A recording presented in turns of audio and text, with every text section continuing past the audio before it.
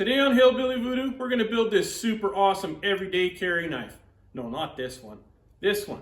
Stick around, see what type of Hillbilly Voodoo we had to do to create this thing.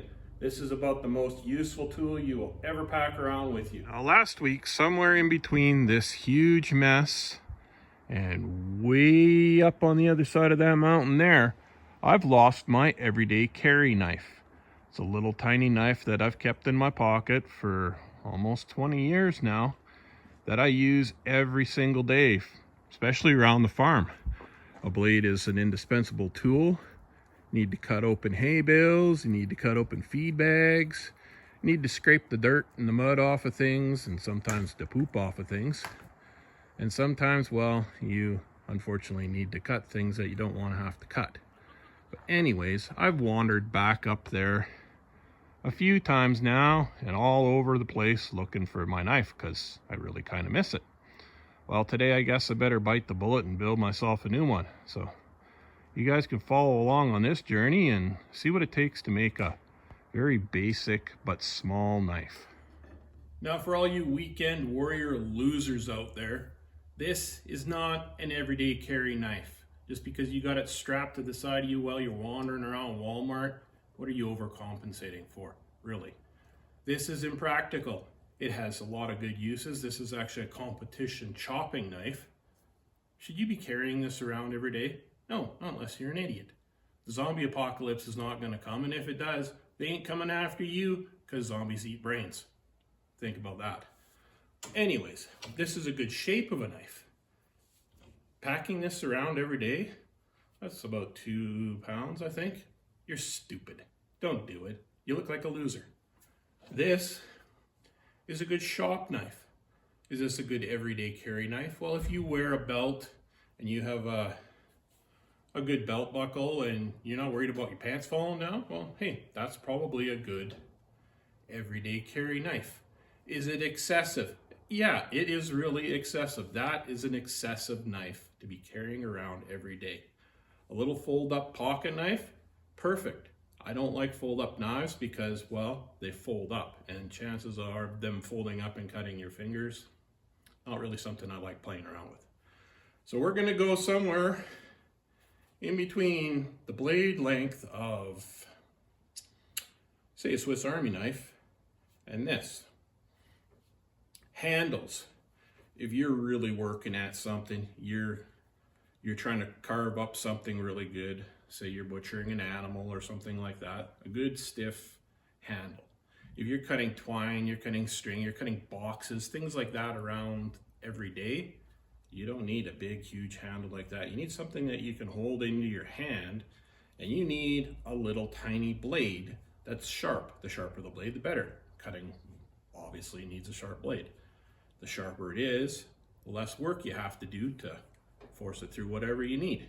Now, that everyday carry knife that I had a very short blade on it, and I used it for whittling a lot, carving. I do a lot of carving, and like I said, that knife was very indispensable. So we're going to go somewhere in the length that you could stick in your pocket easily. Something about the length of a folded up Swiss Army knife, but the blade is not going to fold up. So let's scribble something out here on some cardboard. Actually, we got a shorter chunk here. Find a pen with a tip on it.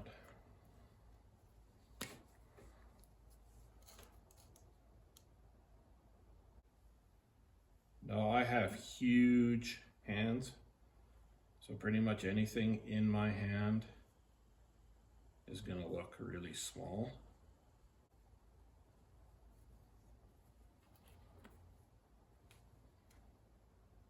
That's what we're going for, something in that shape.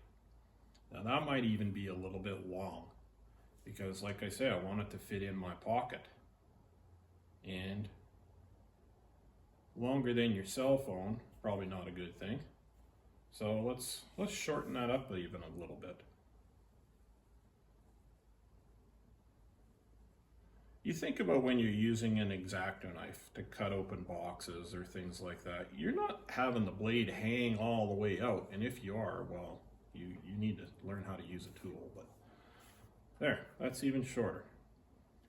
This will be our blade, that'll be our handle, nice and small. Obviously we're gonna have to build some type of sheath to cover over the end of it so we don't stab ourselves in the nuts, but you kind of get the idea here that that's about the size that we're gonna go with. What is that, about 4 inches maybe? Maybe 3.5? That's probably about 4 inches. I don't know. Let's grab a tape measure and measure. Our little pattern cut out here, and I guess it's a little bit longer than what I thought it was. It's, what do we got there? 4 3/4 inches or so. It's probably a little bit longer than the one that I had before, but my hands are getting old and they don't really squeeze very well anymore. So a little bit bigger handle is probably a good thing. Now, while I was looking for my scissors to cut out my pattern, I actually found a pattern for an old fleshing knife. I do make quite a few knives, and this one was actually designed for one of our local leather tanners. She needed a knife for scraping flesh and cutting hides and such that was small, compact, fit in her hand. And this one was actually too big for her hand, so that's why we didn't use it. But that's a pattern anyways, and it looks pretty dang close to the shape of that one. Because it's kind of something that I like, the shape.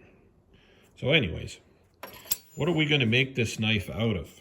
Now, you could go out and buy some fancy tool steel and knife steel and blah, blah, blah, but this is going to get lost. Well, I had mine for 20 years and I didn't lose it, but then I did lose it, and that kind of sucks. So anyways, yap, yap, yap. What are we going to make this out of? Well, let's go check our piles of ground obtainium, see what we have that is a fairly high carbon steel, so it will hold an edge for a while and make a good knife. Oh, and by the way, comparison. Everyday carry, not everyday carry. Everyday carry, you got a tiny little wiener that you're overcompensating for. Get it through your head. Okay, let's go find some metal. What I like to use for small knives like those are circular saw blades that are dull. And, you know, the ones that you were cutting wood and all of a sudden there was sparks from the nails or whatever, and they don't cut so good anymore. So there's a couple, 3 or 4 of them up there. Hopefully those ones are big enough for round. Now, if you're making larger knives, like say kitchen knives or such, sometimes you can get the cutting blades that they use for cutting asphalt from local rental stores and stuff. Once they're worn out and garbage, they usually just throw them out, and sometimes they got a little bit of a wow to them from getting overheated and whatever, but that's a good source of material. They are not usually tempered. They're usually just heat treated on the outside edges, so you can drill and cut and all that stuff with normal tools. But that's what we're going to use right there. And I'll have to put the camera down here to fish all those out of there. But anyways, let's grab one of those and see if there's enough material there to make a knife out of. Oh, and another good source for blade material is, if I remember right, we have some laying here.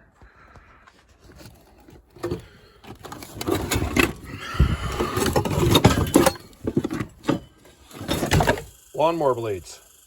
Lawnmower blades have a high carbon, and yeah, they got a thing there that's bent, but if you heat it up and give it a whack, you can straighten it out. Or if you're just making small knives, you can usually get enough material out of that end or out of that end, or yeah, you know what I'm talking about. But it's another good source of steel that you can make blades out of.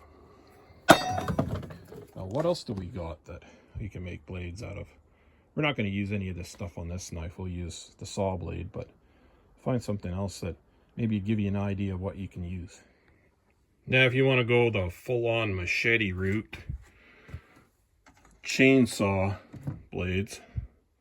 The older ones that aren't hollow in the center are actually a really good source of steel. They're a good high carbon steel.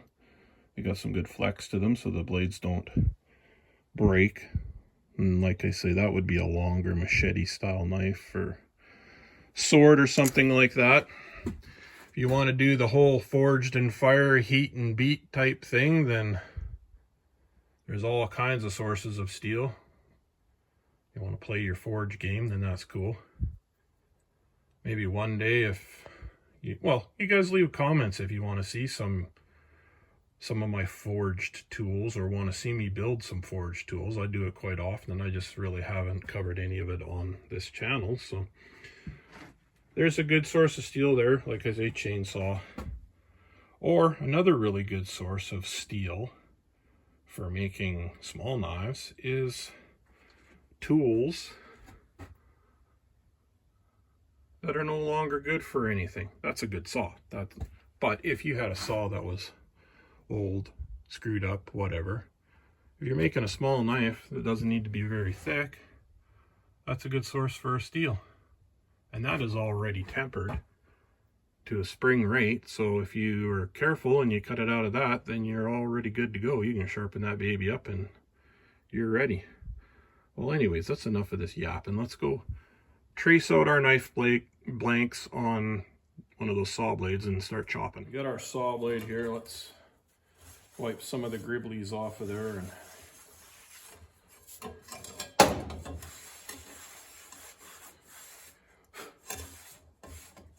that's been sitting up there for a while. Now, this is really basic, guys. No fancy tools, no nothing. We're just gonna trace this out with our felt pen, our pattern.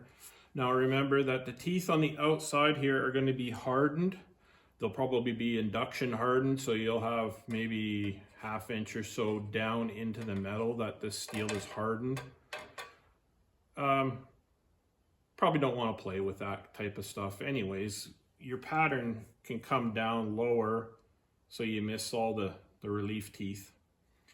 And seeing as how we have all this stuff out and we've found the blades and we got our shape, we're going to make more than one knife because I do sell these. Just happens to be that the one that I lost, I don't have any more of them. And the one that I lost was kind of special custom to me. So I guess this one will be special custom to me and we'll make more than one of them, so they'll be special custom to everybody else. Did that make sense? Sure it made sense. I don't know if it made sense or not. Anyways, who cares? So let's cut a few of these out of here. Try to use as much material as we can. We don't have to go full bore and finish all these knives right now because we just need the knife that I need now. But we can stick these on the pegboard and finish them off as we need them or as we sell them or for the craft fairs and craft shows and things like that. So let's trace a bunch of these out. And like I say, we're not using any fancy tools here. We don't have any special knife grinders, or we're not cutting them out with a plasma. We're just going to use a basic grinder.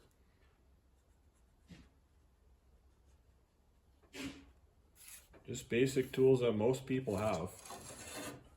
I mean, if you don't have a grinder, you should probably buy one. They're pretty fun. Okay, that's 4. Now, I am going to make a paring knife because I kind of need one that I can hold in my hand. That, like I say, my hands are not, the graboids aren't quite graboiding anymore very well, so I kind of want to make a paring knife. Tell you what, let's trace it out on some cardboard first, and that'll give us a rough shape. And then we can trace it out and use the rest of this blade up.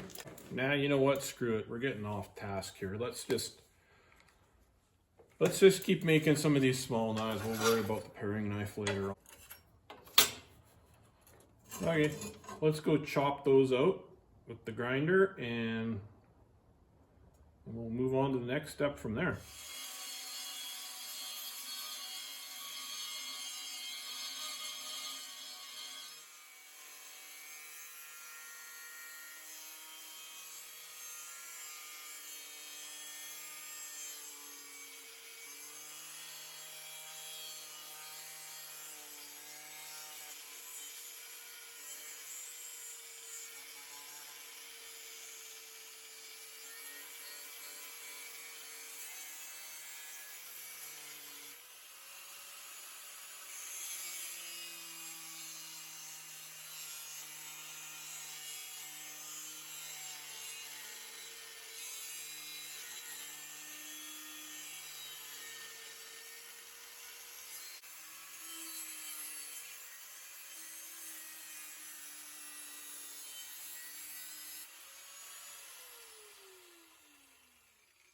Well, now that we got a bunch of these knife blanks roughed out here, we can, well, we got them down into more manageable sizes. The trick to cutting this stuff with the grinder is don't get it hot. If it starts to turn color, then you're grinding too hot. If you're lucky, some of these saw blades are already tempered. We'll do a file test on here. Yeah, see the file skates on that metal? It's not biting in, it's not even really marking it. So that steel is already hardened to an extent and probably tempered. So we're not gonna have to harden this knife to actually keep an edge on it, which is good in some ways, but in other ways, if you're gonna mount your handles with pins or anything like that, it's gonna be harder to drill through this steel. Can be done, but it'll be harder.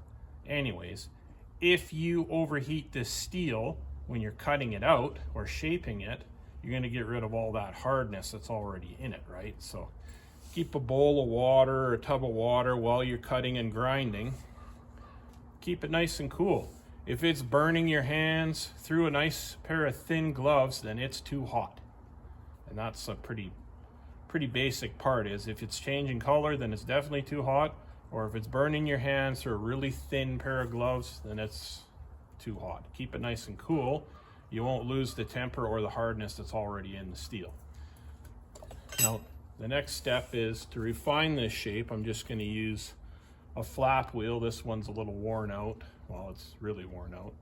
It's a 40 grit, so I'm just going to use it to refine the shape of all these blades down to my marker line and stuff, and round all the stuff out so they feel good in the hand. And then we'll pick which one that I want to use for my everyday carry knife, and then we'll finish some of the other ones up to sell. And yeah, so we'll just pick away at these with the grinder with the flap wheel and get the shape all where we want them to be.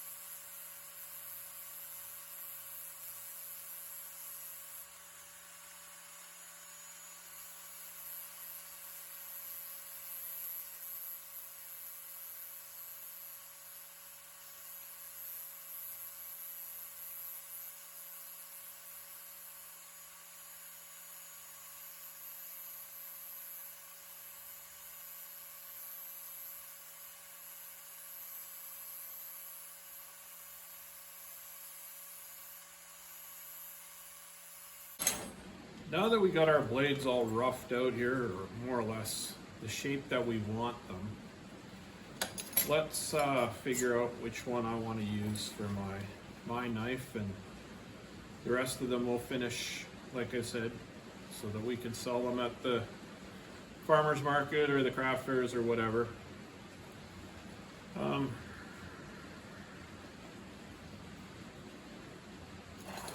Those ones are all a little on the larger side. They're not really my size for an everyday carry type knife, but they're still probably going to be a good utility knife, so we'll finish those ones there. That one would be a super awesome herb chopping knife. Yeah, that would be an awesome rocker knife. Maybe we might keep that one. Yeah. I do make a lot of knives for the local chefs and some of the local butchers, so I usually offer them up to them first before I take them to craft fairs.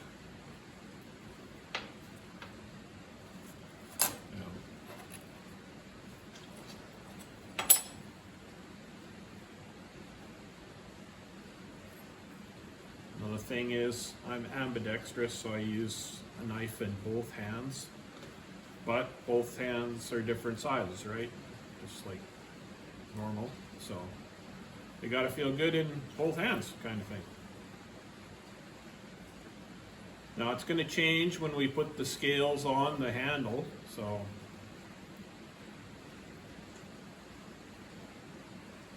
I think maybe we're gonna go with that one. Sure. Let's go with finishing this one. Now what are we going to use for the handle? I have all kinds of different materials for handles.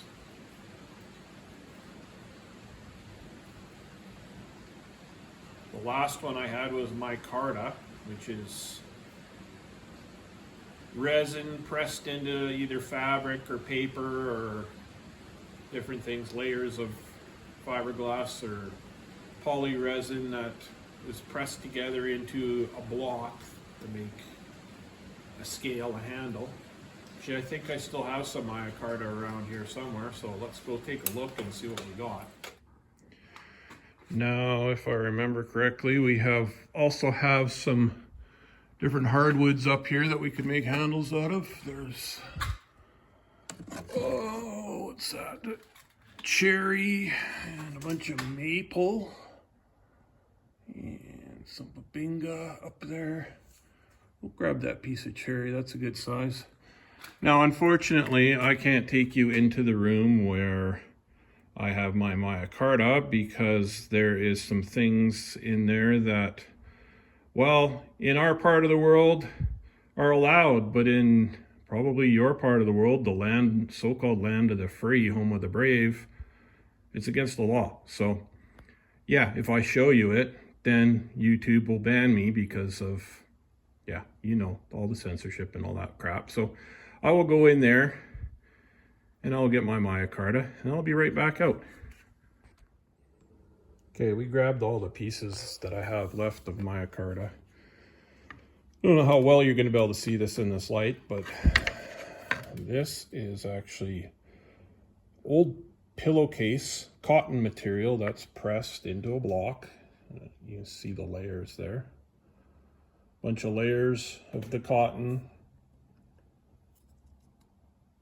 with resin in it. It's all bound together. That there is an old safety vest, I believe. You know, kind of stand on the side of the road and people are not supposed to run you over, but usually aim for you. Same with that. Bright colors so you don't lose your stuff, which the last knife I'm trying to replace here was actually a rainbow color. I don't think I have any more of that stuff left. There's some more safety vest. Well, that's multiple layers of different safety vest and something else. Cool. And that is just a bunch of safety vests. It's all chopped up. Why safety vest? Because I had a whole bunch of them that were too dirty to so-called be legal on the job site. So actually there's all kinds of different materials in that one. And we got some pieces of, I believe that is tulip wood. Might be oak. No, that's oak. And we have the cherry. I don't want to use any of the other specialty hardwoods I have because I make other things out of them, and there's no sense in chopping a big chunk of hardwood up into little pieces. Yeah, you know what I'm trying to say. Anyways, I think I'm going to use a cherry wood on this. Looks pretty nice. Yeah, I think we'll go with the cherry wood. Maybe we'll make the ones for sale for people out of this stuff. I'll put it off to the side. I guess it's time I make some more. Well, don't have much stock left there. But anyways, okay. Let's go with the cherry wood. Yeah, that's a nice piece. There's no knots in that, is there? No. Okay, let's go with it. So that piece of wood is almost at the thickness where I could split it down the middle and use it for the handle on either side.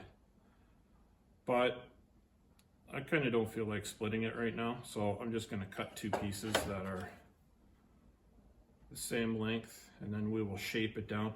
I kind of want this handle to be a little bit more chunky anyways, just because, like I say, my hands are kind of, yeah, whatever, who cares? Quit whining. So let's mark that. So we'll cut 2 pieces that are roughly where we want to put the handle. So that can be good. Fingers go up to about there. I want some meat like that. Yeah, that'll work. So we'll cut 2 pieces of that, and that will be the sides of the scales, one on either side of our knife. And I'll show you how we mount and what we're going to do with it to make it look really pretty and make it feel good in your hand anyways. It's all about feeling good, right?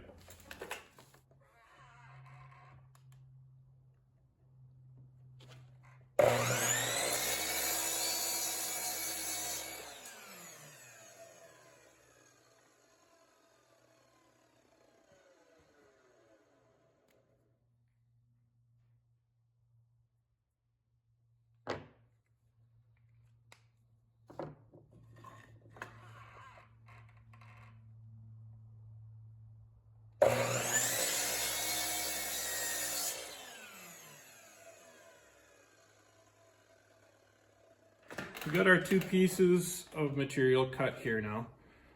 And if you haven't figured it out yet, we're gonna do this. Sandwich them in between. Sandwich our knife in between them.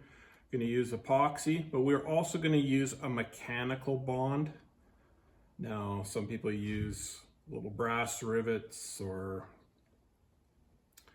yeah, stainless steel pins. What I like to use copper or stainless tubing because it's hollow inside. You can build a grommet out of it. And if you ever want to hang this knife around your neck or hang it off of something or put a lanyard through it, whatever, then you got a hole, right? So we're going to cut ourselves a chunk of this old copper water line here. Technically it's not water line, it's for yeah, I probably can't even mention that either. How about we call it for creating alternative fuels? Yeah, that's what it's for. A little bullshit that is. But anyways, let's cut a little chunk of that off there.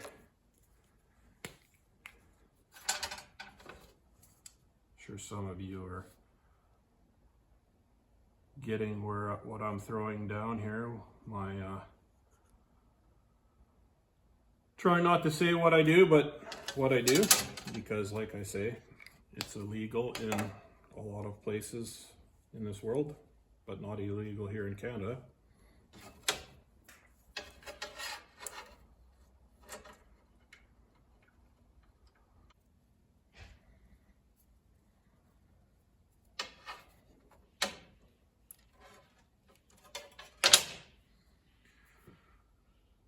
So we're going to find a drill bit that's just a little hair bigger around than this size. We're going to mark kind of where we're about on this blank that we want our grommet to go through. So let's say somewhere about there.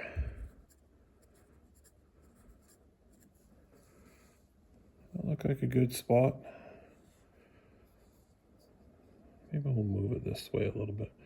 We want it so that if you do hang it off of something, it's going to be hanging point down.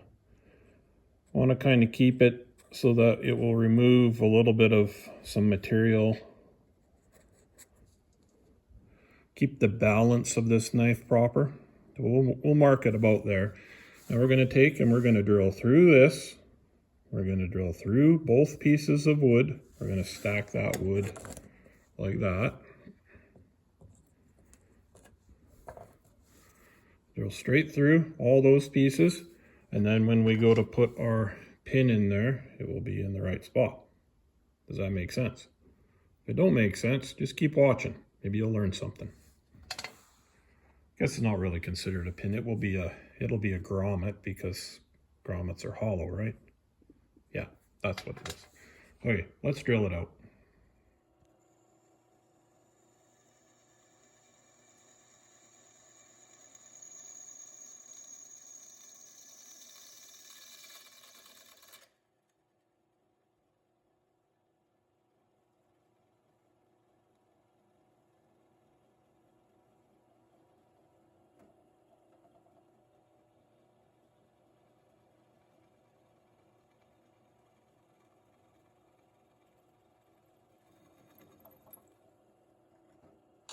Now what we're going to bond this thing, these scales, to our knife with just some super cheap 5-minute epoxy. Nothing special. Guaranteed to get all over your fingers and whatever you don't want it to get onto. If you can get it out of the tube.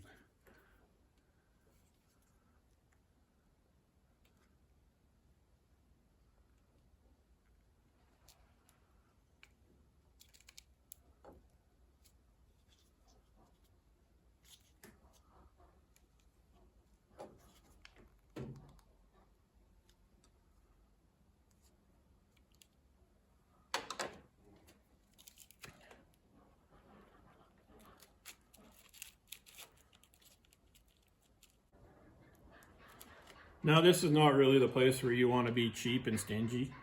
Use it, use a lot of it.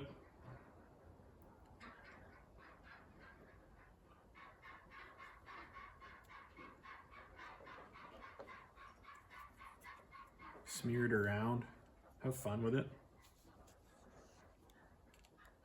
You're gonna get it on your fingers, it's pretty much a guarantee, so if you're gonna do it, you might as well do it right.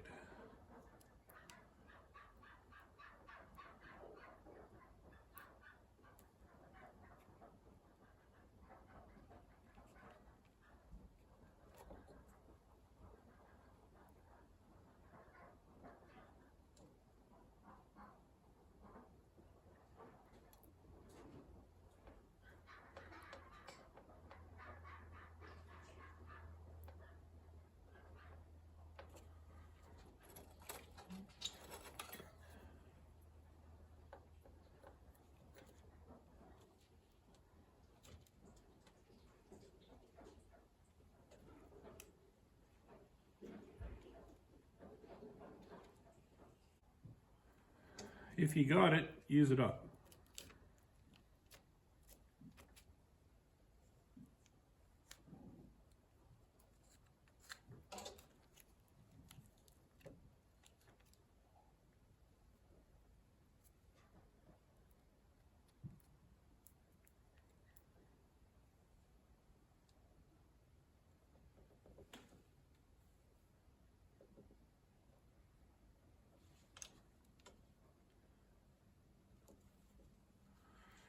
Now we're going to put a clamp on there.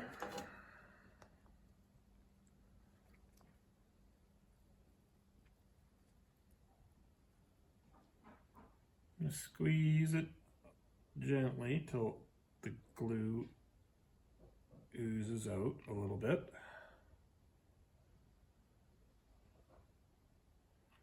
But not too tight that it actually pushes all the glue out and we don't have any left.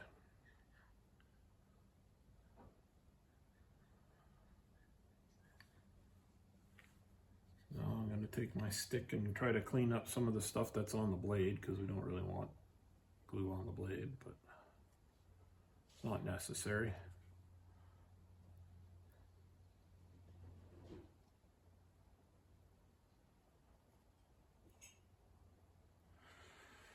And like Laura says, let the glue dry.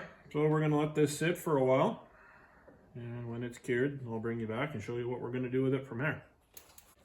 Now that our epoxy is hardened, we're going to take a new flap wheel, put it on our grinder, and we're going to grind all our wood down till we get to the metal of the handle part of our knife. We're also going to round it off, give it a little more contour, make it feel comfortable in our hand. Now the thing with epoxy is it's really, really hard, yeah, but it doesn't like heat very much. So just like when we did our blade, shaping our blade, we're going to try to keep the heat down as low as possible. Now with wood, especially cherry or hardwoods like oak, it's surprisingly easy to create a lot of heat in the wood, which will affect the bond of the epoxy. So you want to be really, really careful that you don't get everything too hot. Don't want your wood too hot. Yeah, go with that. Okay, so we'll take this out to the door or outside the shop here, and we'll start sanding this down with, like I say, a fairly new aggressive wheel because we don't want to get it too hot.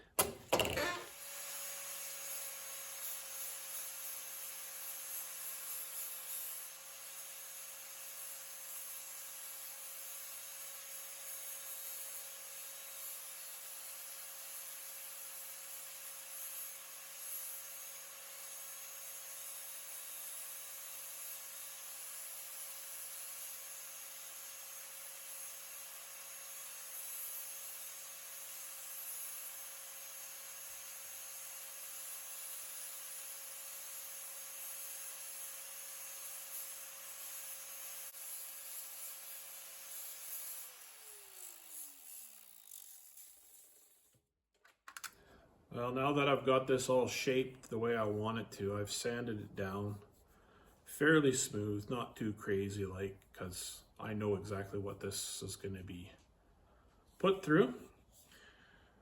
And that being said, cherry is an extremely open-pored green, and it gets all kinds of funky stuff in it if you leave it unsealed. Normally I would just seal it with oil or polyurethane, but like I said, because I know what this is going to go through, I'm going to use CA glue to seal it. CA, crazy glue, super glue, whatever you guys call it, wherever you're from.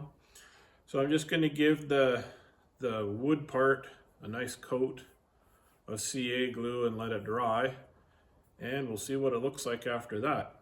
Now you're going to be extremely tempted to put an edge on this knife right away. You're like, woohoo, let's cut some.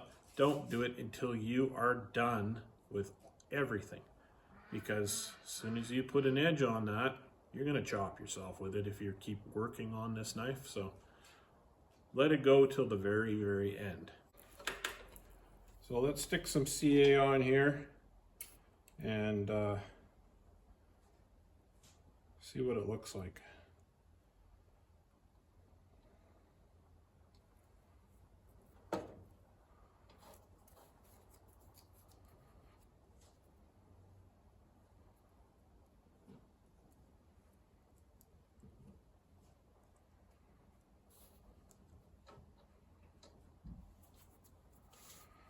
Using a piece of the cardboard container to smear it on with.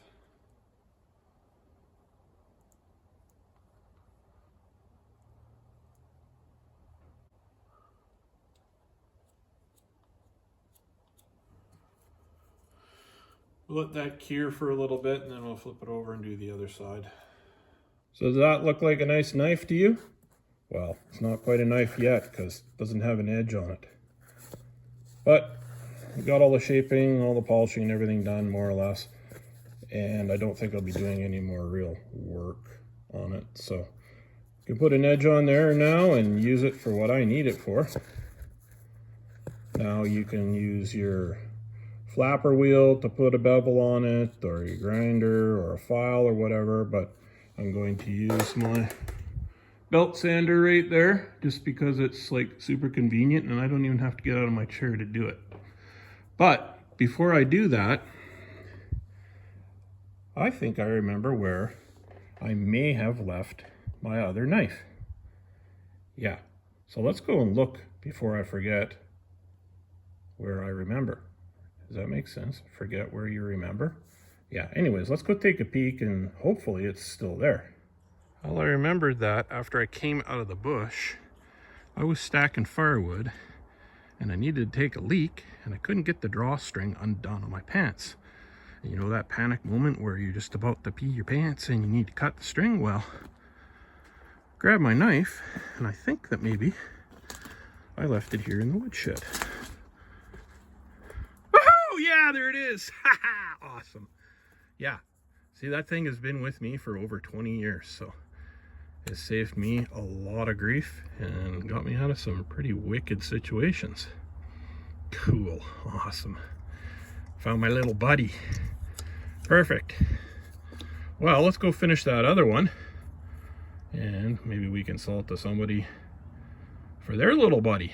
Or maybe we'll keep it around for us in case we lose this one again, which I hope doesn't ever happen. Stick that in my pocket.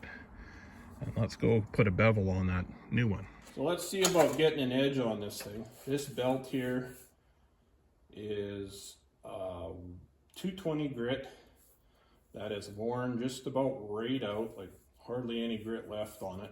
It's what I like to use to hone edges because it doesn't leave massive edge marks or massive grooves in the actual cutting edge of the knife. So it's smoother, and then when you diamond hone it, you can get the razor sharp. But let's put a bevel on it.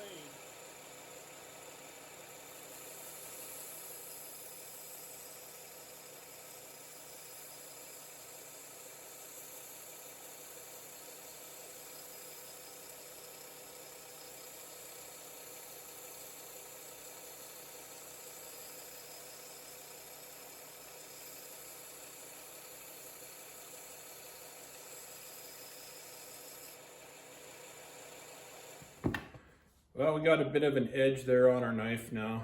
I haven't diamond honed it or anything yet. I'll probably wait until I get all those other knives finished before I break out the hone and start it on one of the other ones. Like I said, that one will be a good herb chopping knife, so I pretty much guarantee that this is going to go to somebody that I know. I won't even sell that one. Now let's do the super dork internet test. Remember, I haven't even sharpened this yet, so yeah, see? You're cutting paper, guys. It's not a test of how sharp your knife is, not by any means. Well, it's got a bit of an edge in it. Balance is fairly good. Let's see how good it is. Well, the accuracy is not too bad from sitting at about 10 feet, 15 feet. Not that it's a throwing knife anyway, so. There you go, guys. Build yourself an EDC knife. Not a big, huge, giant butcher knife or chopping knife, but something that you can use as a tool every day. So until next time, guys, use what you got to make what you want, and I'll see you later.